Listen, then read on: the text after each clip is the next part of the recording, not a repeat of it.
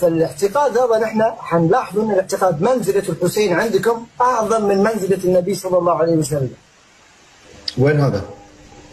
بما انكم انتم تخصصوا في يوم حزن للحسين.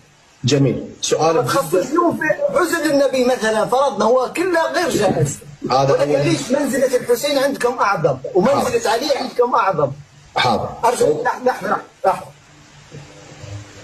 اعظم منزله عند الشيعه من هو؟